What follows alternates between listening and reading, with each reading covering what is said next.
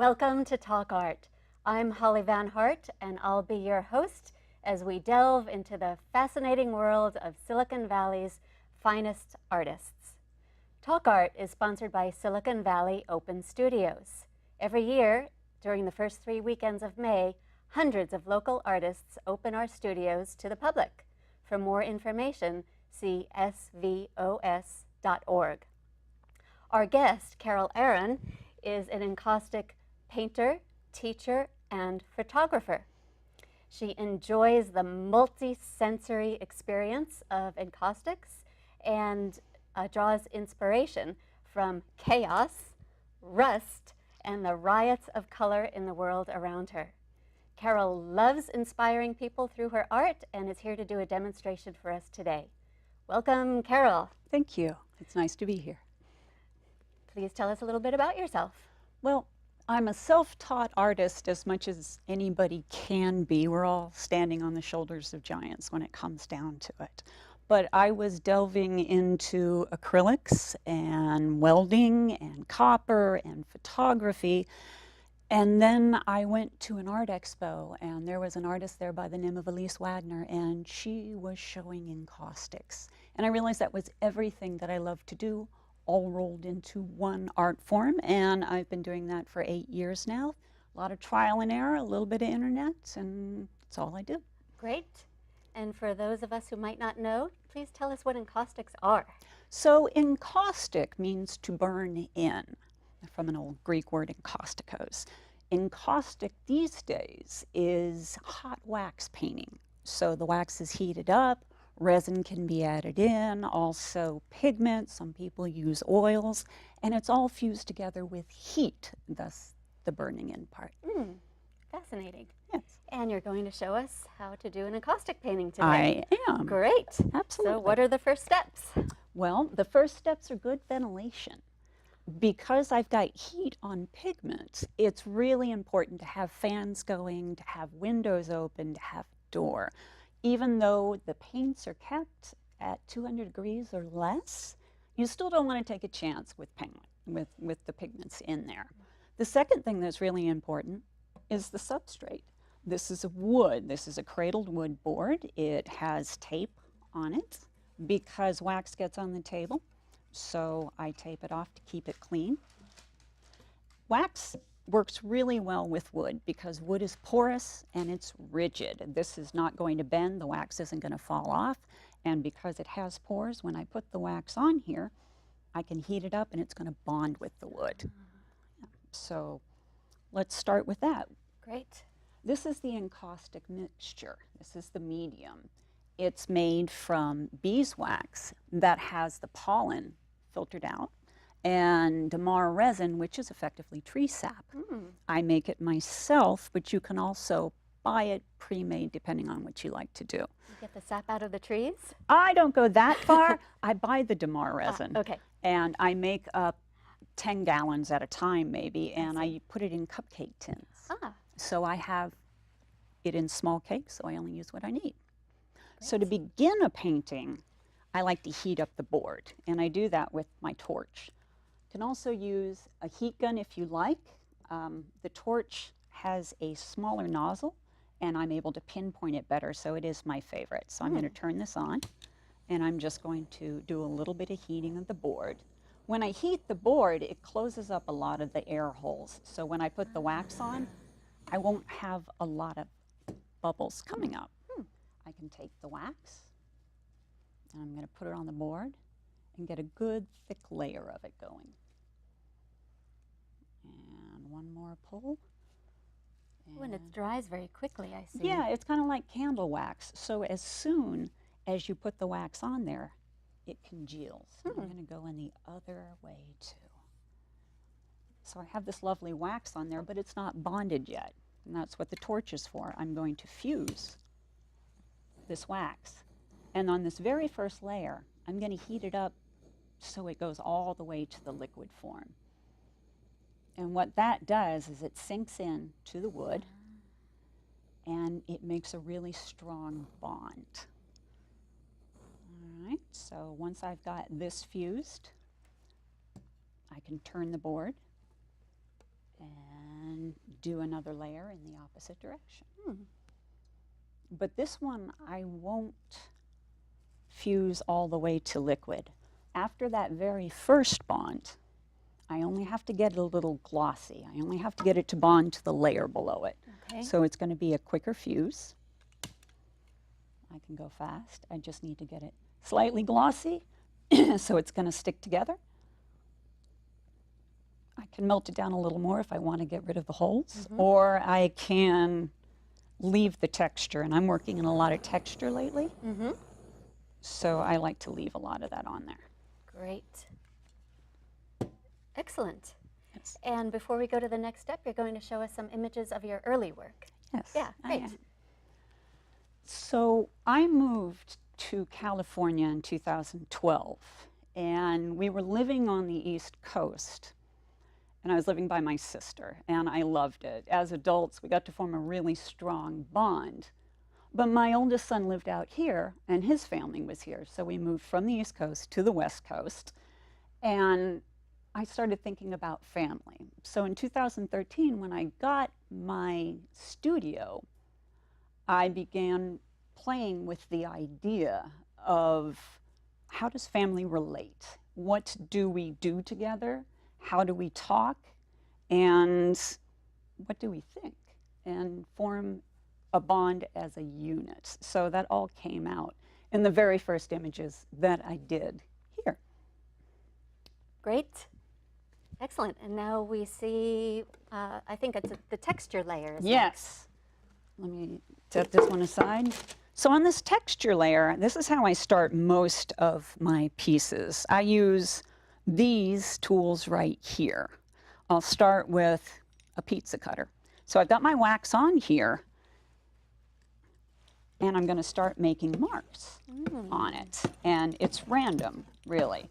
What I want to do is I want to get a lot of visual texture going. So I can mark that up. I can press chain into it. Oh. Yeah.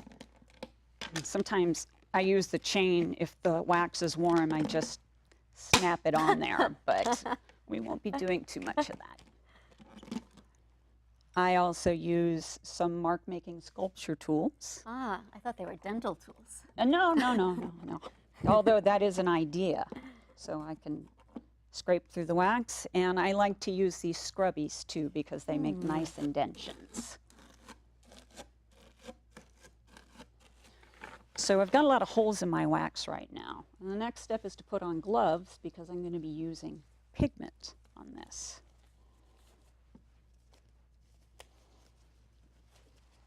This is a blender stick from R&F Encaustics, and it is linseed with a little bit of wax. It melts really easy, and I'm going to rub it on here.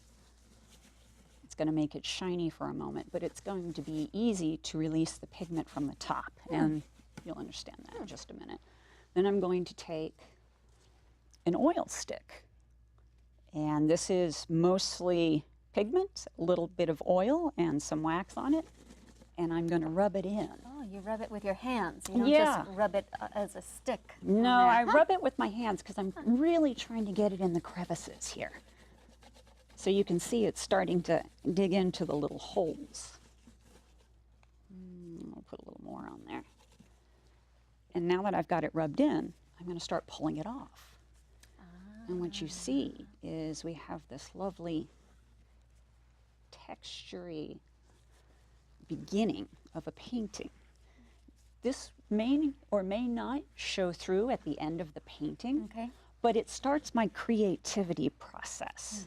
The randomness of it, I can start formulating exactly what it is I'd like to do if I'm not sure how the painting is going to go. So I've got that wiped down. I'm going to do a very gentle fuse so everything stays in the right place. And now that it's fused, I'll do a very thin layer of wax because I don't want to obfuscate it. If I put too much wax on, it's going to get really murky. So it's just a very light layer of wax. That blowtorch gets a lot of use. It does, it does. I started out using a heat gun, but it takes a lot longer, and I can't adjust the heat as much as I would like. So I find that the torch is much easier and better. And that is my second step. Ooh, what a lovely start. Thank you. And you have some more images that you're going to introduce us to. Yes, I do. Yeah. So the next set of images are the grays.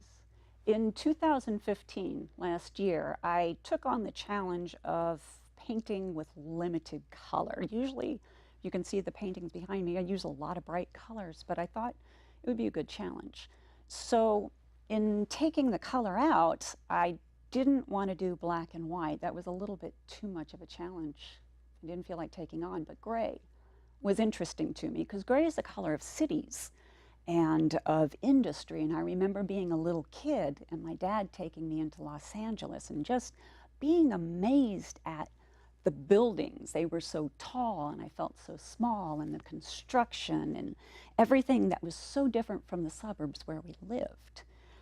And I became fascinated with that. So fast forward to me being an adult, I like to travel. I take my camera with me and I shoot cities and construction all the time, and they make their way into my work. And in this gray series, it seemed like the perfect avenue for me to use all of those pictures. So I can build up a really textury background, and then almost the last step is for me to put a transfer on top from an image that I've took and built. Wow, that's fascinating. Thank you. Yeah. And now you're going to apply color to Yes. the So this board I have taped off sort of in the shape of California. Yeah, so I'll be doing a map today. I've got my texture background and I have the wax here. So this wax has pigment in it. I use pigmented wax sometimes, and I can cut off pieces of it and drop it into the clean wax from here, and I use a stick to stir it up.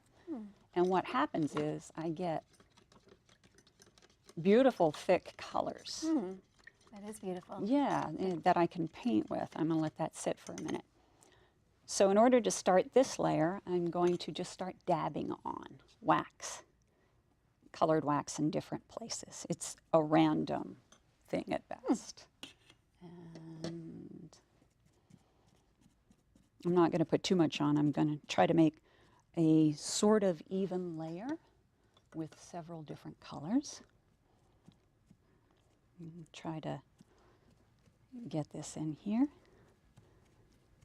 And then I'm going to fuse it. Just a gentle fuse, because once again, I want to keep all that lovely texture.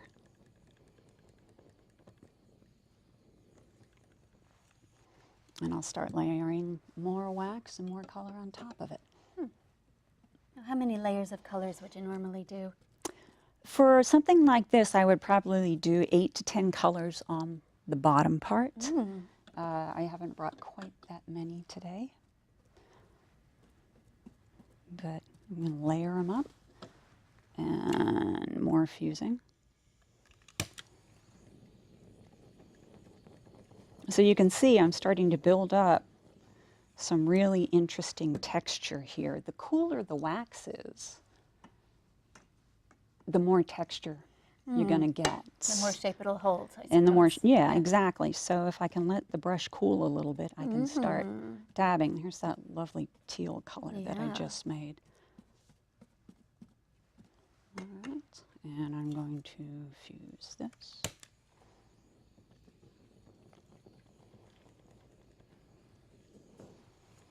And then I'm going to seal it with a very thin coat of the encaustic medium. And fuse it again. Every time I put on a layer of wax, I need to fuse. And so on with the building. Continue. Oh, what a beautiful start. Yes, Yeah. All right, and you have another set of images to show us. I do, Please as tell a us matter of about fact. those. So this final set of images is what I'm working on now, and it's sacred geometry. about 4 or 5 years ago, my husband and I went to Spain and we visited the Alhambra. And it was just beautiful. The tiles and the Moorish designs were absolutely gorgeous. There was no pictures because it's an Islamic, it was Moorish palace. But the amazing intricacy of all the tiles and how they worked everything together really stuck with me. So fast forward to a couple months ago when I found a stencil, and albeit it's a Moroccan tile pattern, but I can use that. So I stenciled out the pattern in white wax and began filling in the color. And to my surprise, it turned out kind of pastel, which is not usually where I work with my colors. I tend to like really favor the bright ones. So the next one that I did, in the same vein, I decided to go with the jewel tones and do the brightness on that. And I imagine the next one that I do will be another study in color. Gorgeous. And we have a study in color here too, almost. Indeed we do. Yeah. Yes. Okay. Great. So can move on to the next panel. And this is the last set of steps you take in finishing a painting, is that right? Yeah, this is. And this is kind of lengthy. So you can see where I have dabbed a whole lot of paint on here. Mm-hmm. And I've also started incising it a little bit. And the tool I use to incise is going to be one of these sculpture tools here. The wax, although it isn't warm, is pretty easily drawn into. And I'm sectioning off the map in such a way that it looks like there was a plan, but I really don't have a plan for this. So once Your I get plan. yeah, it's my plan. I'm just trying to make it look sort of mappish. That is my goal. So I've got all of this color on there, but I want to add more texture. So I'm going to take a sculpture tool and I'm going to start kind of pulling up the wax because I've got a lot of layers of it, and start revealing what's underneath. On that one, I can go this way. And what I'm looking for is something different from the square before. So if I have enough color going on, it's going to be nicely varied. But I can see on this one, not quite happy with the amount, so I'm going to add some color on top of that. I can go ahead and take this lovely teal and just kind of press it in and fuse it.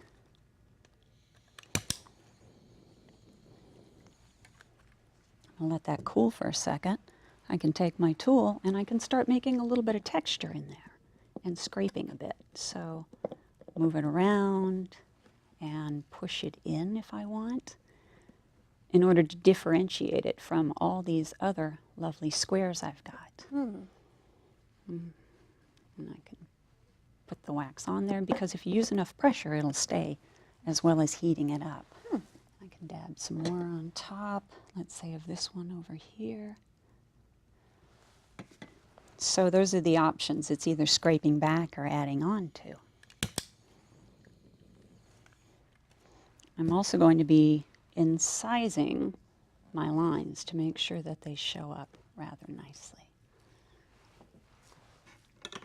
I'm going to put some yellow on this and fuse that as well. Let that one cool while I scrape this one back and see what that looks like underneath. So some I'll leave flat and just leave the texture, and some I'll go back to these kind of tools and start really making them look interesting. Wow. Yeah. And we'll scrape back some of that so it stays. Let's do one more right here. Put some white on there. Just halfway. A little bit of this lovely violent green. I can also use my torch to sort of blend the colors a little bit. I can heat it up enough to where it's going to bleed through and get me yet another look going right there. So I've got my squares, but I want to highlight them a little bit more. And I've got a red and a black, which I'm going to use. And I'm not going to use a standard brush because the brushes are a little bit too thick, but I can get it on the stick and I can go between my lines and start differentiating each one of my states and highlighting the edges. So you can see where one stops and where one starts. And it's not a finite thing. It's more of a random thing. I go by feel. Yeah, it makes very interesting lines using that stick. Yeah, and I can do that with the black. I also do it with the red. I try to use a couple colors that I haven't used in the actual painting. Pull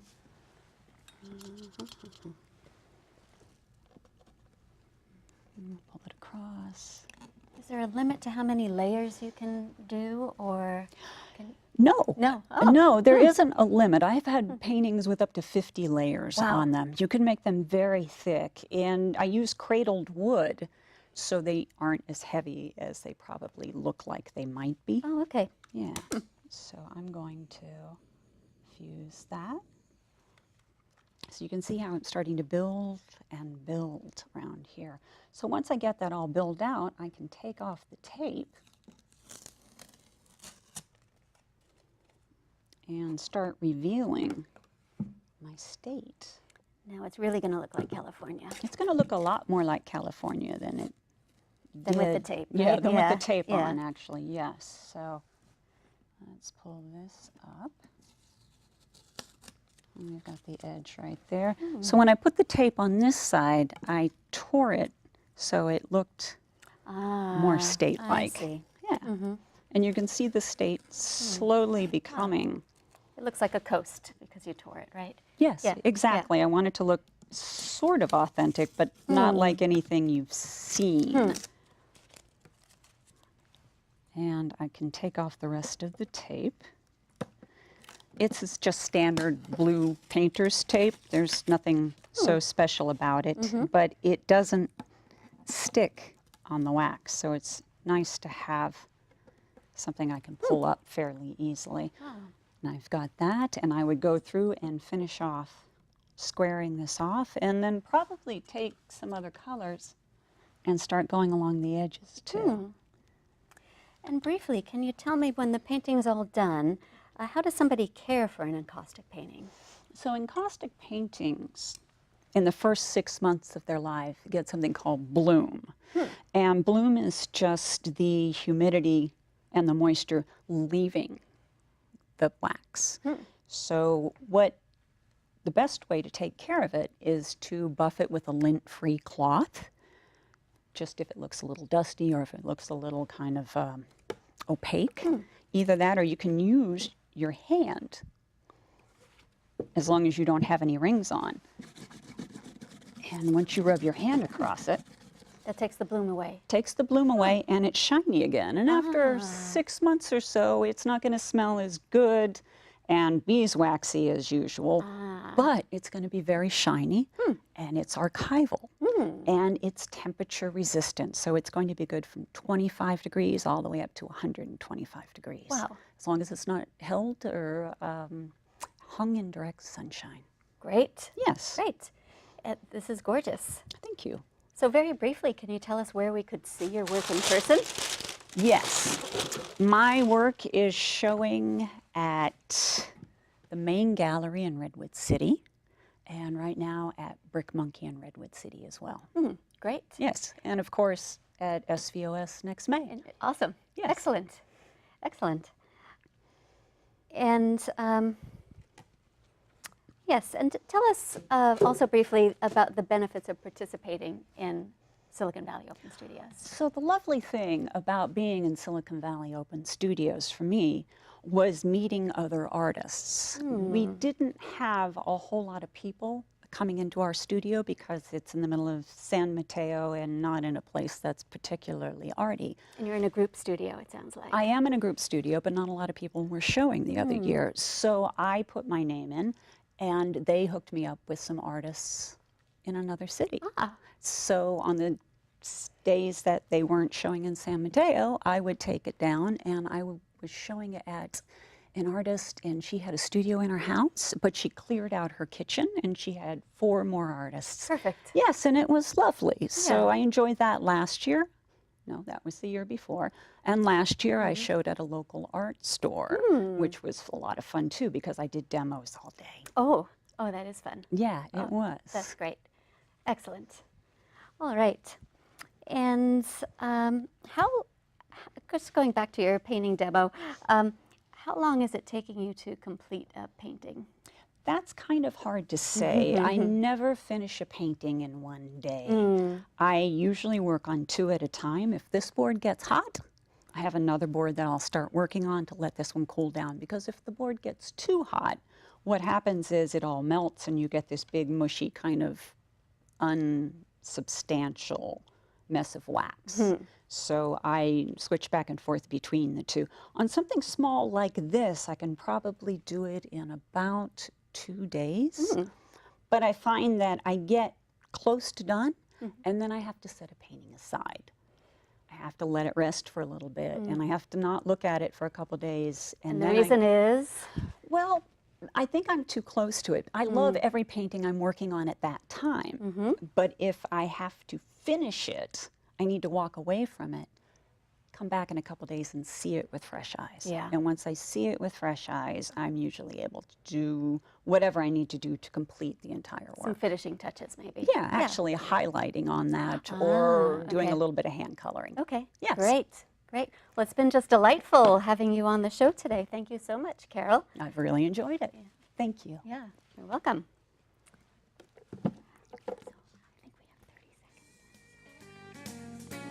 So we